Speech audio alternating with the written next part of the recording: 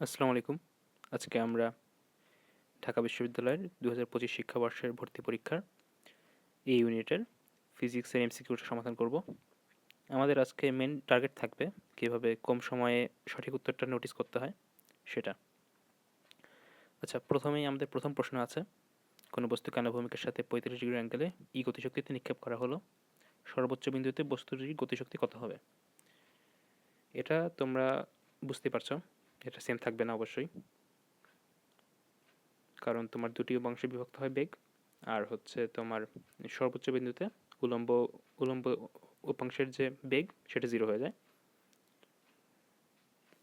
আমরা যদি ম্যাথমেটিক্যালি করার আগে আমরা বলতে পারছি এটা E/2 হবে উত্তর, কিন্তু ম্যাথমেটিক্যালি যদি করি তাহলে আমরা দেখতে পাই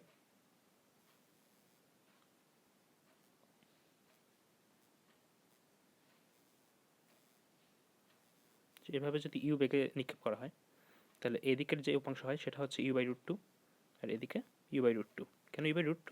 কারণ এখানে 45 ডিগ্রি অ্যাঙ্গেল করেছিল এবং উভয় পক্ষে সমানভাবে বিভক্ত হচ্ছে। সো এটা এই দুটোর বর্গের যোগফল ইউজ করা হয় এবং সেটা রুট করলে ইউ হয় এই জন্য। সো আমরা যেই সর্বোচ্চ বিন্দু, এখানে তোমার উলম্ব উলম্ব উপাংশটা 0 হয়ে যায় আর জাস্ট আনুভূমিক উপাংশের বেগটা থাকে, আর এটা হচ্ছে তোমার সেই সময় গতিশক্তি কত হয়, হাফ এম U/√2 স্কোয়ার, যেটা হয় হচ্ছে তোমার half M V square by 2, যেটা তোমার E/2 হয়। এখানে আমরা প্রথমেই দেখতে পাচ্ছি যে এটা যেহেতু সেম থাকবে না এবং 0 হবে না এবং তোমার বাড়বেও না, সেহেতু এটা A/2 হবে। এখানে একমাত্র অপশন আছে এরকম। এখন দুই নম্বর প্রশ্ন, ভিন্ন ভিন্ন 4টি পাত্রে নিম্নলিখিত গ্যাসগুলোর প্রতিটির 0.5 মোল রাখা হয়েছে, কোন গ্যাসটির তাপমাত্রা সর্বোচ্চ হবে?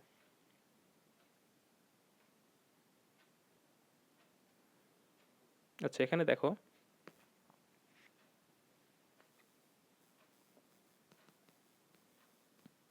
এটা তো তোমরা সবাই জানো, PV = nRT। এখন এখানে তোমার n কনস্ট্যান্ট আর কনস্ট্যান্ট সব কটা গ্যাসের জন্য, তাহলে কত? T সমানুপাতিক PV, যেটার PV এর মান বেশি হবে সেটার টেম্পারেচার বেশি হবে। আচ্ছা, এটা 900।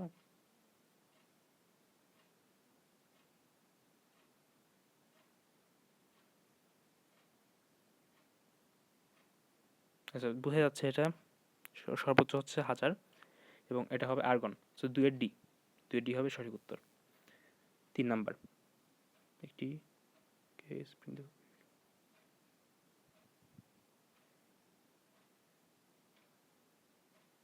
আচ্ছা, 3 নাম্বার তো তোমরা সবাই জানো।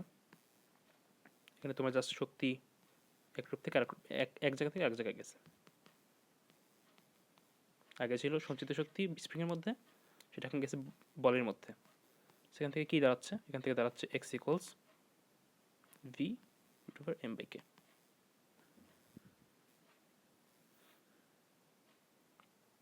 আচ্ছা, 3 এর এ সঠিক উত্তর তাহলে। 4 নাম্বার,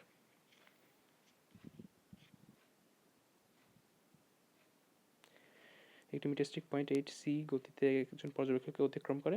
পর্যবেক্ষকের প্রসঙ্গ কাঠামোতে এটা একটা গুরুত্বপূর্ণ পয়েন্ট। পর্যবেক্ষককে অতিক্রম করতে স্টিকের কত সময় লাগবে?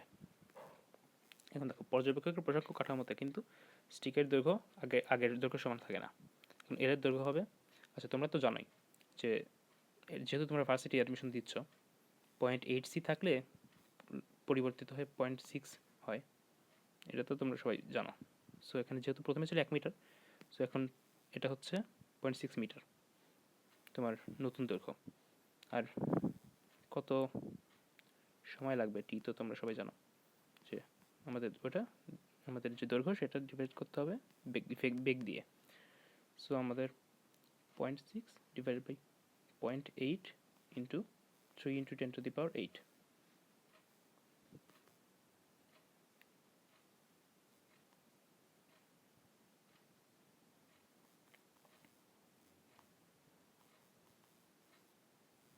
তাহলে এটা 0.25 ইন্টু 10⁸8 মাইনাস 8। আচ্ছা, এটা 2.5 ন্যানো সেকেন্ড। হ্যাঁ 4 এ 2.5 ন্যানো সেকেন্ড। এখন 5, শিক্ষার্থীকে দুটি ভিন্ন ভিন্ন রোধ R1 এবং R2 দেওয়া হলো, এগুলোকে বিভিন্নভাবে সংযোগ করে 3, 4, 12, 16 রোধ তৈরি করতে পারে। R1 R2 মান কত? আচ্ছা, এখানে তোমার সর্বনিম্ন 3 আর সর্বোচ্চ 16। তোমরা তো জানোই সবসময় যে দুইটা রোধ দিয়ে সর্বোচ্চ কত তৈরি করা যায়, R1 প্লাস R2, আর সর্বনিম্ন R1 আর R2-র সমান্তরাল। R1 R2 যে সমান্তরাল হয় সেটা R1 এর চেয়েও ছোট হয়, R2 এর চেয়েও ছোট হয়। এই জন্য একমাত্র R1 এবং R2 দুইটার চেয়ে ছোট তৈরি করা যায় শুধুমাত্র দুটো সমান্তরাল দিয়ে। তো এখন বুঝতে হবে যে এই রোধগুলোর যে আমাদের অপশন আছে, এই অপশনগুলোর মধ্যে কোনটায় সর্বোচ্চ আসে 16 এবং সর্বনিম্ন আসে 3। সর্বোচ্চ আসে 16, একটাতে আসে 5-এর ডি, তাহলে 5-এর ডি হবে সঠিক উত্তর। 6 নাম্বার, রৈখিক ভরবেগ চেয়েছে এখানে। আমরা সবাই কি জানি, বোরের সূত্র আমরা মানে এসএসসি থেকে পড়ে আসছি, এম্পিয়ার ইকুয়ালস NH/2π। আমাদেরকে H/2π কে এখানে বলছে H বার, এটা রেগুলারলি বলে থাকে। So P R equals NH bar. So এখানে just P equals NH bar divided by RN, এখানে RN বলেছে, NH bar divided by RN, NH bar divided by RN। So 6-এর বি। এবার 7 নাম্বার, 7 নাম্বার একটি binary multiplication. Binary multiplication, আচ্ছা আমরা করেই ফেলি এটা।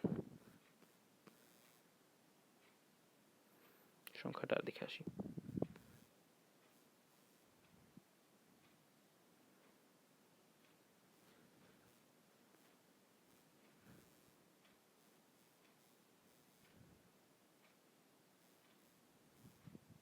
আমরা প্রথমে পয়েন্ট ছাড়া হিসাব করব, পরে জাস্ট পয়েন্ট অ্যাড করে নেব।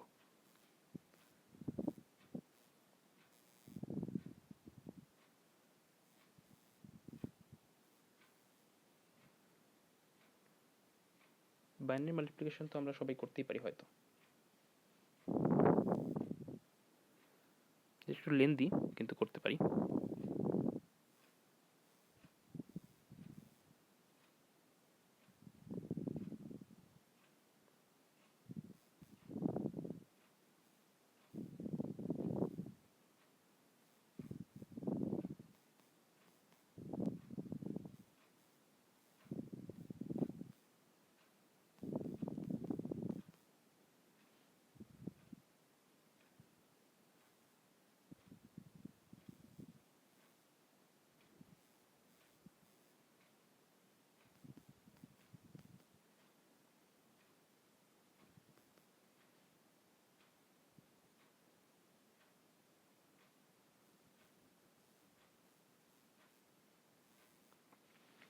এখন পর্যন্ত আমরা যা করলাম সেটা সাধারণ গুণের নিয়ম। এবার আমরা জাস্ট বাইনারি যোগ করব। প্রথমে আসে 0, তারপর আসে 1, তারপর আসে 1 আর 1 কত হয় 10, বাইনারিতে 10 হয়, 1 আর 1 10। সো 0 আমার হাতে থাকলো 1, তাহলে আবার 1-এর সাথে 1 আসলো, আবার 0 হয়ে গেল, আমার হাতে থাকলো 1। এখন 1 আর 1 আবার আসলো, এখানে আগে থেকেই 10 হয়ে গেছে, তার সাথে আমি আরও 1 দিলাম, সো 11, 11-এর 1, আমার হাতে থাকলো 1। এখানে আগেই 11 হয়ে গেছে, আমার তার সাথে আমি 1 যোগ করলাম, তাহলে 100, বাইনারিতে 100 হয়। সো 100 শূন্য। এখন আমরা পরেও এটা দিয়ে কোনো চেঞ্জ আনবে না। সো এই শূন্য শূন্যই থাকবে, এখানে 10-এর শূন্য শূন্য থাকবে। এখন আমাদের এখানে আসছে 10, আমরা এখানে আরও 1 যোগ করবো, আরও 1 যোগ করবো, তাহলে 11, আর ওটাই 100, আরও 1-এ 100। সো 100-র শূন্য আসলো আমাদের হাতে, 1 1-এর মতো থাকবে, আমরা এখানে ডিস্টার্ব করবো না। আর আমাদের হাতে আরও 1 ছিল, তাহলে 1 আর 1 10 হয়ে গেল। এখন আমরা হচ্ছে আমাদের পয়েন্টের পরে ছিল 2 ঘর 2 ঘর করে, মোট 4 ঘর ছিল। হ্যাঁ, তাহলে 4 ঘর আমরা সরাই নিয়ে আসি, 1 2 3 4। সো আমার এখানে পয়েন্টটা আসবে, তাহলে আমাদের উত্তর হবে 1 0 1, তারপর 3টা শূন্য, তারপর 1, তারপর 2টা শূন্য, তারপর 1।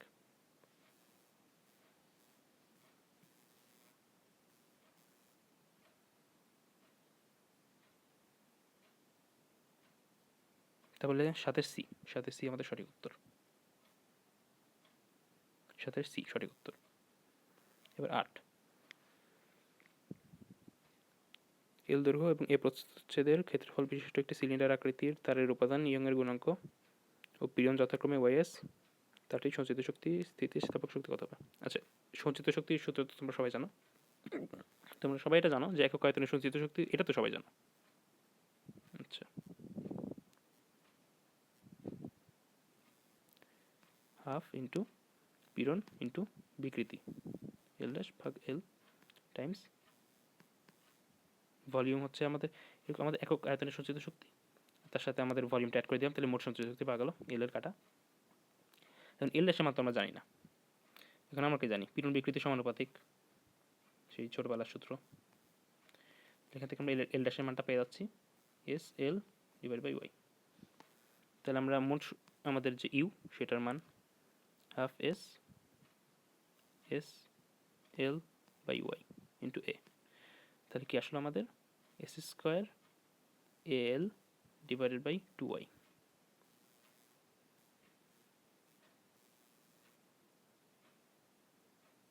S square L divided by 2y আমাদের 8 এর সি। এবার 9। আচ্ছা, এই ম্যাথটা তোমরা মানে তোমাদের বইতে আছে এবং তোমরা অনেকবার করেছো এমসিকিউতেও। এটা প্রথমেই দেখা মাত্রই তোমার উত্তর বলতে পারবে, এটা 9 এর 1 হবে 90 ডিগ্রি। তাও যদি তোমরা করতে চাও পরীক্ষার হলে কোনো কারণে, তাহলে স্কোয়ার করতে হবে উভয় পাশে। তাহলে আমরা এ স্কোয়ার প্লাস বি স্কোয়ার টার্মগুলো লিখলাম না, কারণ উভয় পাশে ক্যান্সেল আউট হয়ে যাবে। এ পাশে থাকে 2ab cos আলফা, এ পাশে পড়ে থাকে জাস্ট 2ab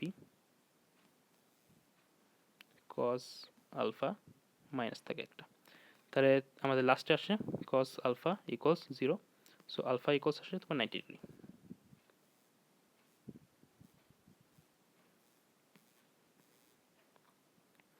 তাহলে 9 1 10। নিচে কোন লজিক গেটটি ডান দিকের প্রতিষ্ঠিত সার্কিটের সমতুল্য? আচ্ছা, এখানে দুইটা সিগন্যাল আসছে, এ একটা সিগন্যাল আসে, বি একটা সিগন্যাল আসে, আর সি আমার আউটপুট। সো এখানে যেহেতু এ থেকে যদি 1 আসে আর বি থেকে যদি 0 আসে, তাহলে সিতে 1 আসবে, আর যদি উভয় পাশেই 0 আসে তাহলে সিতে 0 আসবে, আর যদি বিতে 1 আসে এতে 0 আসে তাও সিতে 1 আসবে। সো এটা অর গেট বোঝা যাচ্ছে। সো এটা 10-এর বি অর। 11, একটি তাপীয় ইঞ্জিন প্রতি চক্রে ধনাত্মক কাজ করে এবং তাপ হারায়, কিন্তু ইঞ্জিনটি কোনো তাপ গ্রহণ করে না। ইঞ্জিনটি তাপগতিবিদ্যার কোন সূত্রকে লঙ্ঘন করে? অবভিয়াসলি এটা দ্বিতীয় সূত্রকে লঙ্ঘন করে। এখন তোমরা ইউটিউবে অনেক রকম ভিডিও দেখতে পাও যে কোনো জ্বালানি ছাড়াই ইঞ্জিন চলছে, এগুলো এরকমের ভাওতাবাজি। ঠিক আছে, 12,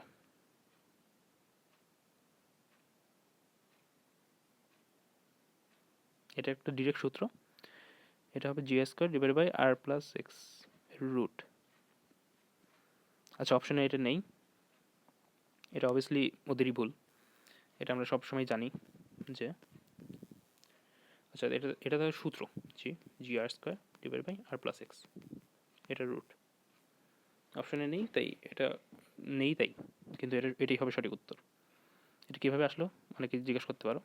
তো আমাদের জিএমএম আর প্লাস এক্স এই বলের সমান হতে হবে যে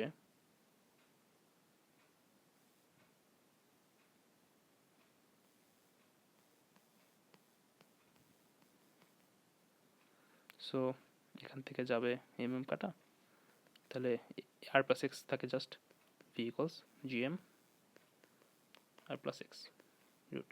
আর জিএম মানে কি? জিএম মানে হচ্ছে তোমার জি আর স্কোয়ার, এটা তো আমরা অনেক ইউজ করছি এর আগে, জাস্ট ডিরেক্ট সূত্র, কিন্তু অপশনে নেই। বোধহয় এখানে বিতে টাইপিং মিস্টেক হয়েছে, বিতে হয়তো প্লাস হতো মাইনাস লিখেছে। এবার 13 নাম্বার,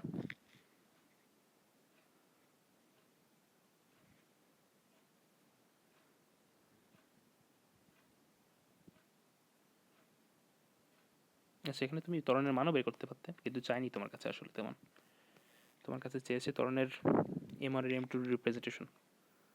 তাহলে F ইকুয়ালস M1 টাইমস 12, আর আমাদের চেয়েছে M2 মাইনাস M1 থাকলে ইন্টু A থাকলে F, তাহলে A ইকুয়ালস জাস্ট কত?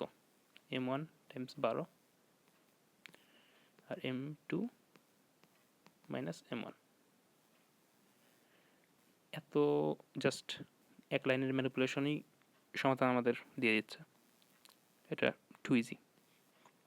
14, একটি সমান্তরাল পাত ধারককে চার্জ করার ফলে এর পাত দুটির মধ্যে ফুল বিভব পার্থক্য তৈরি হয়।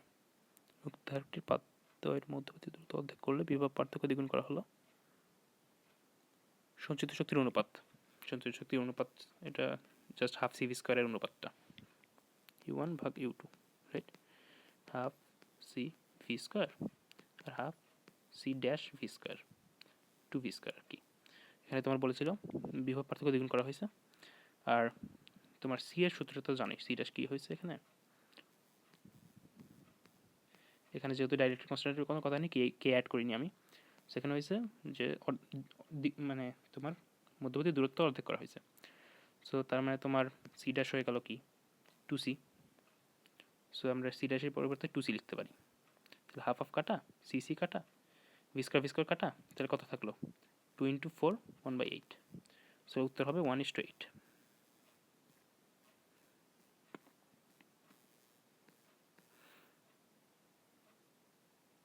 14 বি 1:8। 15, ইয়ংয়ের দ্বিচির পরীক্ষায় অন্যান্য অবস্থা অপরিবর্তিত রেখে, সো আমাদের কাজ শেষ মোটামুটি। কম্পাঙ্ক যদি দ্বিগুণ করা হয় তাহলে ডোরার প্রস্থের কী পরিবর্তন হবে?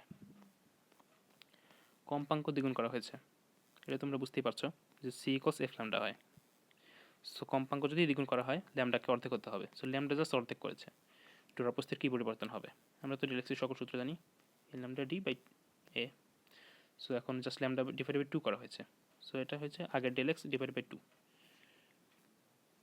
তাহলে অর্ধেক করা হলো, উত্তর হবে সঠিক 15A, অর্ধেক হয়ে যাবে। সো দেখতেই পেলে মোটামুটি খুবই ইজি এবারকার ঢাবির প্রশ্ন, তেমন কিছু করতে হয় না, জাস্ট ম্যানিপুলেশন 2-1 লাইনের।